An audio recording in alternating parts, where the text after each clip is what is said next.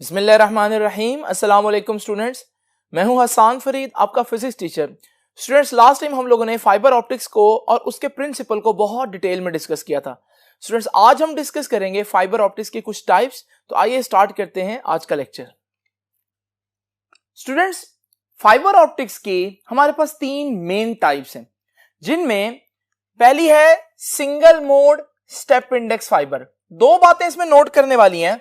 वो ये है कि पहले तो हमने इसको सिंगल मोड बोला और फिर हमने इसको स्टेप इंडेक्स बोला। ये दोनों वर्ड्स क्यों यूज करेंगे, याद रखिएगा। अगर मैं मोड की बात करूं, मोड बता रहा है कि मैं कौन सी लाइट यूज करूंगा, तो मैं कह रहा हूं सिंगल मोड।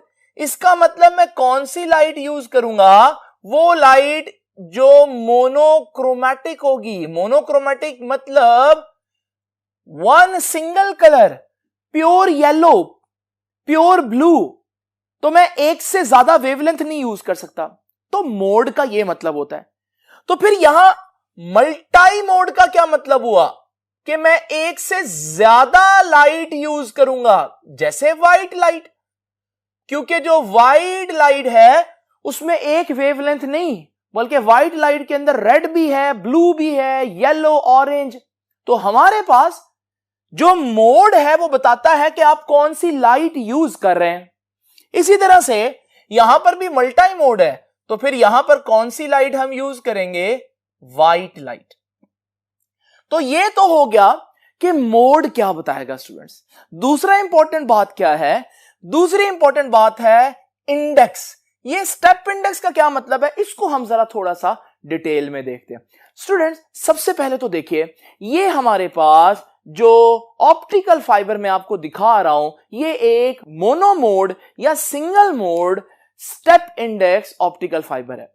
स्टूडेंट्स, अगर आप देखेंगे, इसके बिल्कुल सेंटर में ग्लास से बना हुआ एक कोर होता है, और ये जो कोर है, इससे ऊपर हमारे पास एक और ग्लास से बनी हुई लेयर होती है, जिसे हम क्लैडिंग कहते हैं। और इनको टूटने से बचाने के लिए, इनकी प्रोटेक्शन के लिए ऊपर एक जैकेट भी होती है। नाउ स्टूडेंट्स, इंपॉर्टेंट चीज कोर और क्लैडिंग है। ये जो मोनोमोड है, याद रखिएगा, इसका कोर बहुत छोटा होता है, 5 माइक्रोमीटर। ये बाल की मोटाई जितना कह लें आप। तो इसका मतलब सबसे पहली चीज हम लोगों ने क्या सीखी, सबसे पहली चीज हम लोगों ने सीखी कि जो मोनोमोड है उसमें कोर डायामीटर कितना होता है, 5 माइक्रोमीटर, यानी कि बहुत ही पतला कोर होता है। नाउ स्टूडेंट्स, हम इस ऑप्टिकल फाइबर को जरा क्रॉस सेक्शनल व्यू देखते हैं। तो जब मैंने इसका क्रॉस सेक्शनल व्यू देखा, तो मुझे दरमियान में कोर नजर आ रहा है, यहां से यहां तक। स्टूडेंट्स, याद रखिएगा, ये पूरा कोर एक ही मटेरियल से बना हुआ है, तो इसका रिफ्रैक्टिव इंडेक्स भी एक ही होगा। उसको मैं N1 कह देता हूं। फिर जरा देखिए, इससे ऊपर क्लैडिंग है, क्लैडिंग एक ही मटेरियल से बनी हुई है, तो उसका रिफ्रैक्टिव इंडेक्स यहां से यहां तक N2 ही रहेगा। अगर आप इस ऑप्टिकल फाइबर को देखें, तो इस ऑप्टिकल फाइबर में एक पॉइंट ऐसा है जहां पर आकर रिफ्रैक्टिव इंडेक्स चेंज होगा, और वो ये वाला पॉइंट है। यानी अगर मैं आपसे पूछूं कितने स्टेप्स पर इंडेक्स चेंज हो रहा है, तो सिर्फ एक स्टेप है। इस स्टेप से नीचे इंडेक्स सेम रहेगा और इस स्टेप से ऊपर इंडेक्स सेम रहेगा। इस पॉइंट पर आकर इंडेक्स चेंज होगा। तो क्योंकि रिफ्रैक्टिव इंडेक्स की वैल्यू एक पॉइंट पर, एक स्टेप पर आकर चेंज हो रही है, इस वजह से इसको स्टेप इंडेक्स फाइबर कह रहे हैं। तो स्टेप इंडेक्स क्या बताता है, कितने स्टेप्स पर इंडेक्स चेंज हो रहा है। तो यहां तो हमने देखा थ्रू आउट एक स्टेप पर इंडेक्स चेंज हो रहा है, उससे ऊपर भी इंडेक्स कांस्टेंट है, उससे नीचे भी इंडेक्स कांस्टेंट है। अब बात आती है कि हम कैसे इसमें लाइट को यूज करेंगे इंफॉर्मेशन को ट्रांसफर करने के लिए। स्टूडेंट, सबसे पहले तो मैंने आपको बताया कि जो कोर है वो 5 माइक्रोमीटर का है। इतना छोटा कोर जब होगा, तो आप एक वक्त में एक वेवलेंथ ही भेज सकते हैं। तो इसका मतलब हमारी जो यहां पर लाइट यूज होगी, वो मोनोक्रोमैटिक लाइट यूज होगी। तो याद रखिएगा, दूसरी इंपॉर्टेंट बात क्या है कि मोनोक्रोमैटिक लाइट इज यूज्ड, इसमें मोनोक्रोमेटिक लाइट हम यूज करेंगे। अब जरा स्टूडेंट्स देखिए, वो मोनोक्रोमेटिक लाइट हम लोगों ने एंटर कर दी। आपको मालूम है कोर से ये लाइट जाती रहेगी और क्लैडिंग पर आकर टकराएगी। जरा इस पॉइंट पर देखते हैं क्या होगा। स्टूडेंट्स, जैसे कि आप लोग जानते हैं, मैंने लास्ट लेक्चर में आपको टोटल इंटरनल रिफ्लेक्शन पढ़ाया था और उसमें मैंने आप लोगों को बताया था कि जस्ट इमेजिन करें आपके पास एक लाइट का सोर्स जो है वो पानी के अंदर पड़ा हुआ है। यहां पर आपको पानी भी नजर आ रहा है और पानी से ऊपर हवा है। पानी जो है हवा के मुकाबले में ज्यादा रिफ्रैक्टिव इंडेक्स रखता है क्योंकि ये डेंसर मीडियम है। हवा जो है वो रेयर मीडियम है, हल्का मीडियम है, तो उसका रिफ्रैक्टिव इंडेक्स कम है। अगर मैं ये कहूं कि जो सोर्स से लाइट चली है वो डेंसर से रेयर की तरफ जा रही है तो ये बात गलत नहीं होगी। अब जब वो इस पॉइंट पर आकर टकराएगी लाइट, हमने देखा था कि अगर यहां ये जो एंगल बनेगा ये क्रिटिकल एंगल से ज्यादा होगा तो लाइट बजाय उसी मीडियम में आगे जाने के वो वापस पलट जाएगी इस मीडियम में। तो यहां से हमने देखा था कि ये टोटल इंटरनल रिफ्लेक्शन है, लेकिन ये तब होगा जब एंगल ऑफ इंसिडेंस हमारा क्रिटिकल एंगल से ज्यादा होगा। वापस आते हैं ऑप्टिकल फाइबर पर।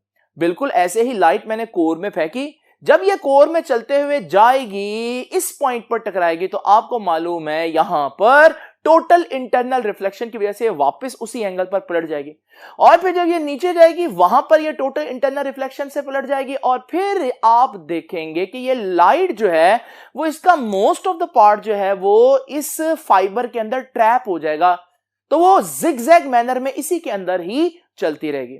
तो अगर हम देखें यहां मेजर प्रोसेस जिसकी वजह से लाइट प्रोपगेट कर रही है वो कौन सा प्रोसेस है? टोटल इंटरनल रिफ्लेक्शन का। तो याद रखिएगा किस प्रिंसिपल पर यह काम कर रही है, तो वो है टोटल इंटरनल रिफ्लेक्शन। स्टूडेंट्स, ऐसे ऑप्टिकल फाइबर का क्या फायदा है? ये इंफॉर्मेशन को डिस्टर्ब किए बगैर, किसी पावर लॉस के बगैर बहुत दूर तक लेकर जा सकती हैं। तो डिस्टेंट कम्युनिकेशन के लिए, दूर जब आपने इंफॉर्मेशन भेजनी हो तो आप इस ऑप्टिकल फाइबर का इंतखाब करते हैं। तो याद रखिएगा इसकी एक और इंपॉर्टेंट बात क्या हुई कि it is good for long range communication. दूर दराज इलाकों में कम्युनिकेट करने के लिए हम यही ऑप्टिकल फाइबर जो है वो चूज करते हैं। नाउ स्टूडेंट्स, दूसरी इंपॉर्टेंट बात क्या है? आपकी बुक कहती है कि इस तरह का ऑप्टिकल फाइबर अगर आप यूज करें तो आप एक वक्त में 14 टीवी चैनल्स और 14,000 टेलीफोन कॉल्स जो हैं वो इसके जरिए आप सुन सकते हैं। तो स्टूडेंट्स, यहां पर हमारे पास इसकी कैपेसिटी क्या है? तो वो इसकी कैपेसिटी है 14 TV channels along with 14,000 telephone calls का डाटा ये एक वक्त में एक जगह से दूसरी जगह लेकर जा सकते। तो स्टूडेंट्स, ये हो गया हमारे पास थोड़ा सा तारुफ किस चीज का? मोनोमोड स्टेप इंडेक्स फाइबर का। आपको पता चल गया होगा इसको मोनोमोड या सिंगल मोड क्यों कहते हैं? क्योंकि मोड बताता है आप कौन सी लाइट यूज कर रहे हैं, तो सिंगल वेवलेंथ यूज कर रहे हैं। और इसको स्टेप इंडेक्स क्यों कहते हैं? क्योंकि जो रिफ्रैक्टिव इंडेक्स है मटेरियल का वो एक पॉइंट पर आकर चेंज होता है, उससे पहले और उससे बाद में वो कांस्टेंट रहता है। इसका फिर नुकसान क्या है? आप देख रहे हैं इसका डायमीटर बहुत छोटा था, तो 5 माइक्रोमीटर का अगर डायमीटर होगा तो इसमें आप बहुत ज्यादा इंफॉर्मेशन नहीं भेज सकते। तो अगर आप व्हाइट लाइट यूज करें तो ये डायामीटर जो है वो व्हाइट लाइट एक्सेप्ट नहीं कर सकता। तो उसके लिए फिर हम क्या करेंगे? अब हम चलते हैं नेक्स्ट हमारे पास जो ऑप्टिकल फाइबर की टाइप है। जरा देखें, ये मल्टी मोड तो है, यानी कि ये व्हाइट लाइट यूज करेगी, मल्टी वेवलेंथ यूज करेगी, लेकिन आप देख रहे हैं है ये भी स्टेप इंडेक्स। इसका क्या मतलब हुआ कि इसके अंदर भी अगर हम देखें तो हमारे पास एक कोर का मटेरियल कांस्टेंट होगा और क्लैडिंग का मटेरियल भी फिक्स होगा। यानी अगर आप कोर के अंदर रहेंगे तो हर जगह रिफ्रैक्टिव इंडेक्स सपोज कर लेते हैं 1.52 है, और क्लैडिंग के अंदर हर जगह रिफ्रैक्टिव इंडेक्स जो है वो 1.48 है। तो हमारे पास इस पूरे ऑप्टिकल फाइबर में इस जगह पर आकर रिफ्रैक्टिव इंडेक्स चेंज हो रहा है, इस स्टेप पर आकर रिफ्रैक्टिव इंडेक्स चेंज हो जाता है। तो इसे हम क्या बोलेंगे कि ये भी स्टेप इंडेक्स है, लेकिन ये व्हाइट लाइट लेकर जा सकती है, तो मल्टी मोड हुई लेकिन हुई स्टेप इंडेक्स। लेकिन स्टूडेंट्स यहां पर इससे पहले वाले में और इस ऑप्टिकल फाइबर में फर्क किस चीज का है? फर्क है इनके कोर के डायमीटर का। क्योंकि इसने व्हाइट लाइट लेकर जानी है, इसके कोर का डायमीटर जो है वो उससे काफी बड़ा होता है। आपकी बुक कहेगी कि ये 50 माइक्रोमीटर डायमीटर होता है इसका। तो पहली चीज 50 माइक्रोमीटर, और बुक ने जो आपको एग्जांपल्स दिए हैं उसमें कोर का रिफ्रैक्टिव इंडेक्स जो है वो 1.52 और क्लैडिंग का रिफ्रैक्टिव इंडेक्स 1.48 है। और आप देख रहे हैं कि कोर का रिफ्रैक्टिव इंडेक्स ज्यादा है एज कंपेयर टू क्लैडिंग। और ये जरूरी भी है स्टूडेंट्स, क्योंकि टोटल इंटरनल रिफ्लेक्शन इसके बगैर हो नहीं सकती।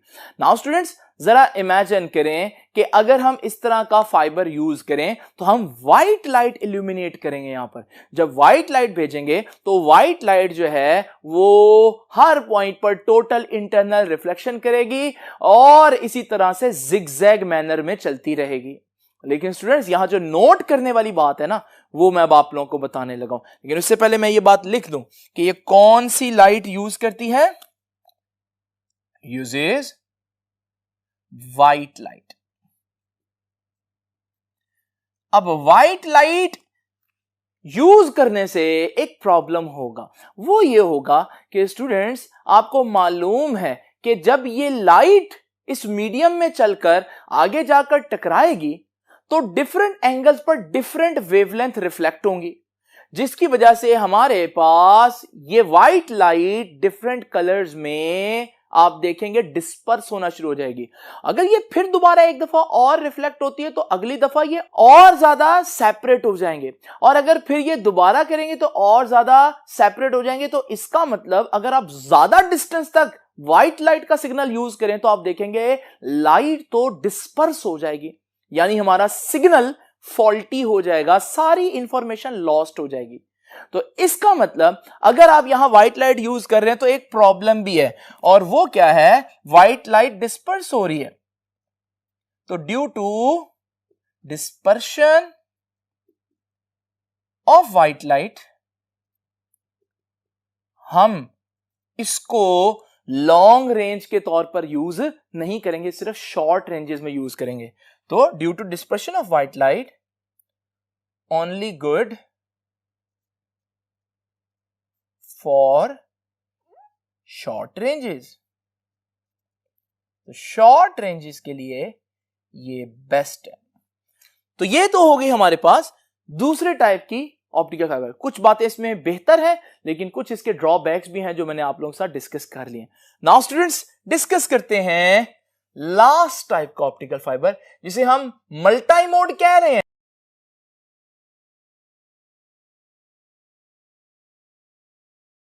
दोनों की तरह स्टेप इंडेक्स नहीं कह रहे बल्कि इसको ग्रेडेड इंडेक्स कह रहे हैं।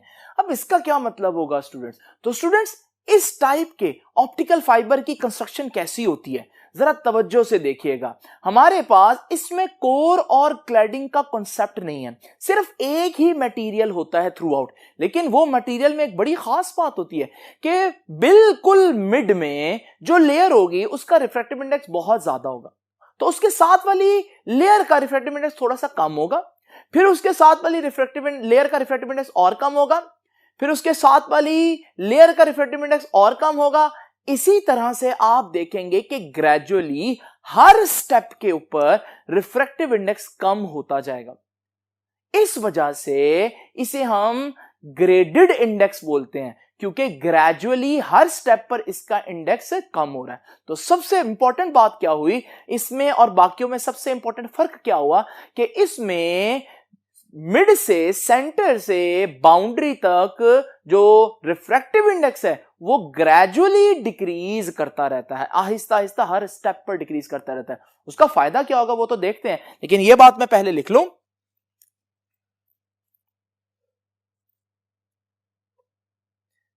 कि रिफ्रैक्टिव इंडेक्स